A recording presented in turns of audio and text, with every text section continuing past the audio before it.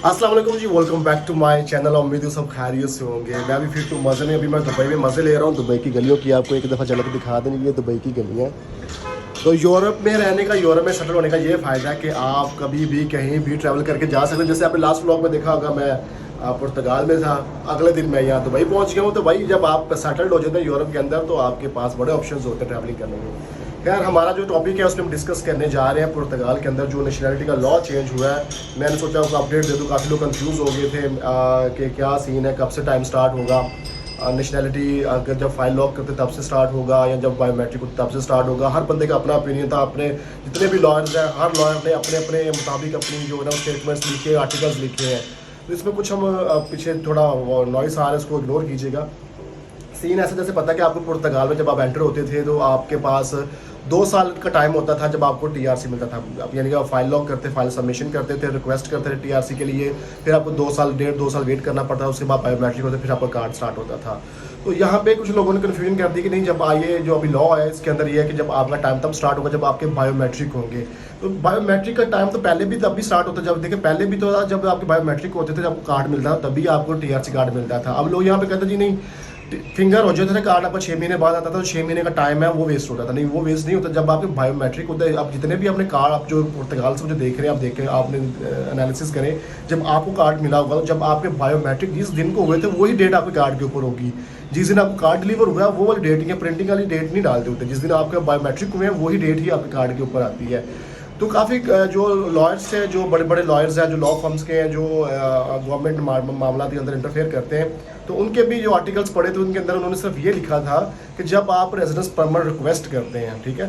तो मेरा अपना ख्याल है जो रिक्वेस्ट करते हैं, हर बंदे का अपना एनालिसिस होता है। तो मैं जो मेरे दिमाग में बात आ रही है वो यही है कि भाई जब आप फाइल लॉक करते हैं तो वो आप उस टाइम रिक्वेस्ट कर रहे होते हैं, एप्लीकेशन दे रहे होते हैं कि हमने रेजिडेंस परमिट लेना और हमें इस कंट्री के अंदर रहना है। जब आपके बायोमेट्रिक होते हैं तो वो तो आपके ऑलरेडी आपकी एप्लीकेशन अप्रूव्ड हो चुकी होती है। तो उसमें तो ये वो तो पहले भी लॉ सेम ही था, ऐसा ही था।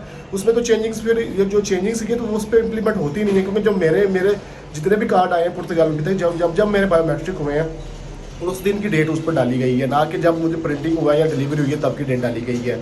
तो ये था। अभी रिसेंटली जो है ना, अभी फिर आज मैं सुबह मॉर्निंग में उठा हूँ तो यहाँ पे एक किसी ने कुछ शेयर किया हुआ था, ये लॉ कब पास होगा, क्या होगा। तो किसी ने किसी जो इनकी पार्लियामेंट की जो वेबसाइट है वहाँ से एक स्क्रीनशॉट लेकर शेयर किया था कि ये जो लॉ है, क्योंकि जब ये लॉ पेश किया जाता है असेंबली में, पहले असेंबली में पेश होता है, फिर सदर के सिग्नेचर थे, सदर फिर अगर उसको वीटो करना चाहे, मना कर देते तो ये फिर वो उसमें भेज देते हैं, सेनेट में भेज देते हैं। फिर सेनेट में जो है वो पास होगा तो फिर जाके ये प्रॉपर कंप्लीट लॉ बन के फिर इनका लीगल प्रोसीजर होता है, फिर इनके गजट के अंदर आता है।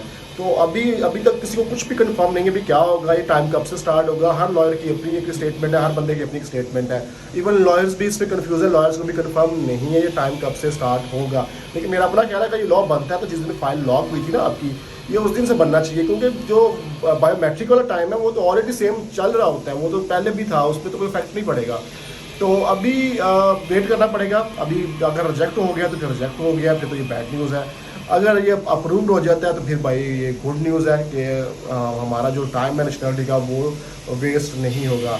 तो अभी जी अभी मैं कुछ दिन दुबई में हूँ, फिर कहीं आगे नेक्स्ट भी ट्रैवलिंग है, फिर बाद हुई। इस दफ़ा बहुत ज़्यादा ट्रैवल है और दुबई में काफ़ी जो दुबई वाला ऑफिस है इसके भी मामला देखने होते हैं मुझे। तो यहाँ से भी अभी जो कुछ वर्क परमिट अप्लाई कर रहा हूँ माल्टा क्रोशिया के लिए, तो उसके लिए मुझे यहाँ पे कुछ दिन स्टे करना है डॉक्यूमेंटेशन के लिए। और जो कैंडिडेट है उनकी तैयारी के लिए, यानी कि उनका इंटरव्यू भी होना छोटा सा, तो उनको बताना सारा क्या है क्या नहीं है। तो कुछ लोग भी आ रहे हैं वहाँ से हायरिंग करने के लिए, तो उनके साथ मुलाकात करनी है। तो बस ऐसे मामला बिजी है। अपना बहुत सारा ख्याल रखिए। वीडियो को लाइक शेयर कमेंट लाजमी कर देगा। आपको कमेंट करने में हौसला अफजाई होती है जी। मिलते हैं नेक्स्ट वीडियो में। अल्लाह हाफिज़।